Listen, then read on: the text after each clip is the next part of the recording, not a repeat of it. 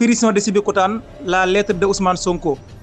Ousmane Sonko ñu wax ne ci kaso ba mu nekk bind na fa ab lettre. xabaar boobu kon ñu wax ne ab lettre ngi nii boo xam ne Ousmane Sonko bind na ko depuis ca kaso Sébikotane ba mu nekk. ñu placé ko sous mandat de dépôt altine bi ñu génn fanweeri fan ak benn ci weeru juillet. Ousmane Sonko depuis booba kon ma nga ca kaso bu Sébikotane ñu koy toppe nag juróom-ñetti tuuma yu dis gan. Ousmane Sonko nag moom nee ñu le premier juin bii ñu génn ginnaaw ba ñu ko àtte woon tëj ko ñaari kaso ci lu ñeel mbirum affaire Sweet Beauté moom président Pastef Ousmane Sonko kon daal dinay bind benn lettre ki nga xam ne moo di greffier en chef bu tribunal de Dakar. xabaar bu sukkandikoo ci Libération moom kon moo wax ne kon lettre bi ñu ngi ko bind ñetti fan ci weeru août. lettre ba kon la ca nekk mooy Ousmane Sonko daf ci xam ne daal ne moom nekkul koo xam ne daal ku d'accord la ci la ñu ko daanoon ca daan bu njëkk boobee xam nga dañ ko àttoon par contumace te contumace nag pour la xasee jàpp bu fekkente ne daan bañ la daanoon d'accord ci kon daal di nag dellu dama am daal dafay daal di niil kon loolu duñ ko mën daal considérer kon Ousmane Sonko kon loolu daal la ñuy wax ne moom la loi bi wax Ousmane Sonko kon daal di jàpp ne kon loolu kon ñu ko àtte woon daal moom nee na daal d'accord ci Ousmane Sonko daal di fàttali kon li nga xam ne kon moo amoon muy wax ne kon man dañu maa àtte condamné ma chambre criminelle du tribunal grande instance bu Dakar moo ko daal di def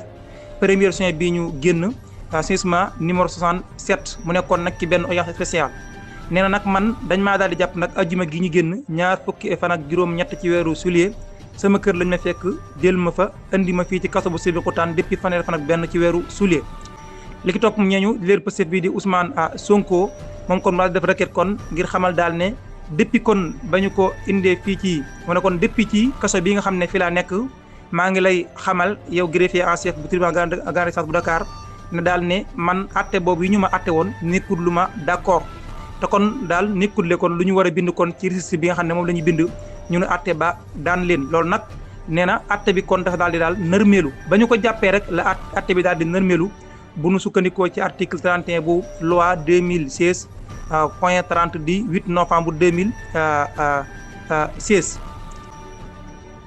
Libération ba tey kon xam le ne Ousmane Sonko nag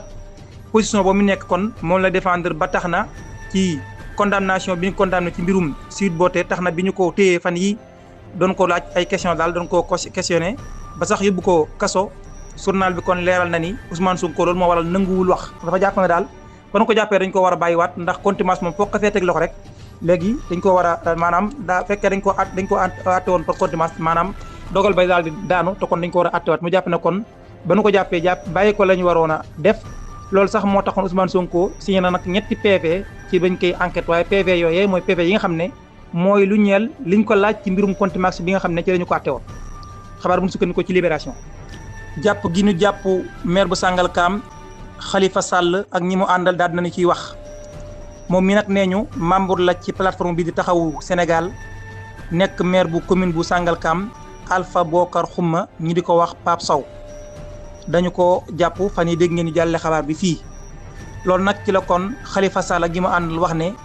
yëg nañu daal ci ak mbetteel jàpp gu nu jàpp ki nga xam ne membre la ci ñun Khalifa Sall kon daal di koy def jaarale ko ci ab communiqué ànd ci ak waa taxawu Sénégal communiqué bu génn aljuma ñeenti fan ci weeru août démb taxawu Sénégal kon di wax ne daal am nañu njaaxle ki jàpp gi nga xam ne jàpp nañ ko seen naataango bu bokk ci seen plateforme boobu yi nga xam ne sax heure bi ñu ko jàpp sax nekkul heure bi nga xam ne ci la ñu war a jàpp nit ba tax na kon ñi ngi daal sàkku ñu respecté li nga xam ne moo di ay droit-am moom suñ xumma mii waaye itam ñoom itam nee ñu ñi ngi koy wan daal seen njàppale gu fës ci li nga xam ne jamono ji kon dàpp na ko